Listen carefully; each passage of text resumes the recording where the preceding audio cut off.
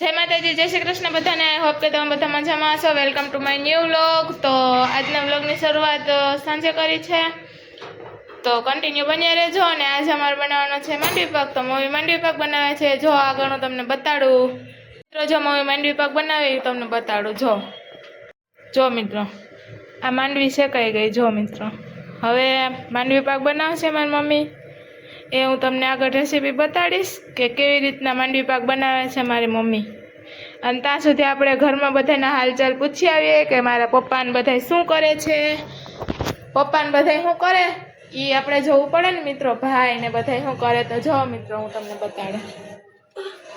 આ પપ્પા ટીવી જોવે છે. પપ્પા બોલો કીક વિડીયોમાં.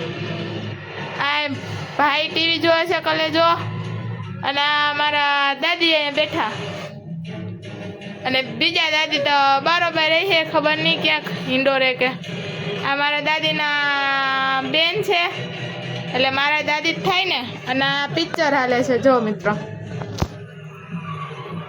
આ પપ્પા બેઠા હુતા, સોરી મિત્રો. મમ્મી બી ખાંડે છે અને અહીંયા થોડોક ખંડાઈ ગયા છે જો.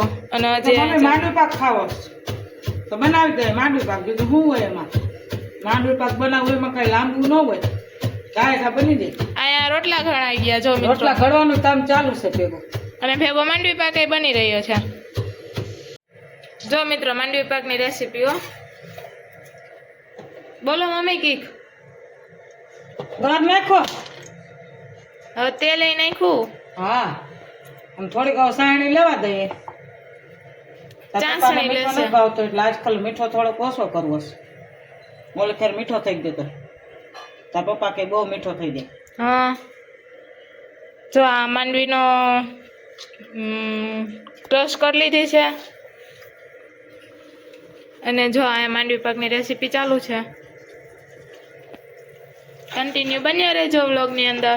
તો પૂરી રેસીપી બતાડીશું તમને કેવી રીતના માંડવી પાક બને છે તે. જો મિત્રો, માંડવી પાક બની ગયો છે.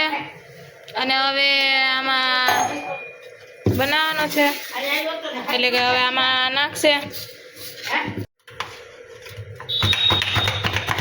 જો મિત્રો, માંડવી પાક બની ગયો છે. ખાવો હોય તો પહોંચી જાજો માંડવી પાક ખાવા. મસ્ત મજાનો માંડવી પાક બની ગયો મિત્રો. માંડવી પાક બની ગયો અને પપ્પા ખાવા માંડ્યા. જો કેવો થયો પપ્પા? મસ્ત થયો. એક નંબર. અને દાદીને દ્યો થોડોક. દાદી થી સવાય ન સવાય? ન સવાય વાલીમાં. તો આજના વ્લોગનો એન્ડ કરીએ છીએ. જો તમને આજનો વ્લોગ ગમ્યો હોય તો લાઈક, શેર અને સબસ્ક્રાઈબ કરવાનું ભૂલતા ના હોય. ને મસ્ત મજાની કોમેન્ટ કરી દેજો. બાય, મળીએ કાલના વ્લોગમાં.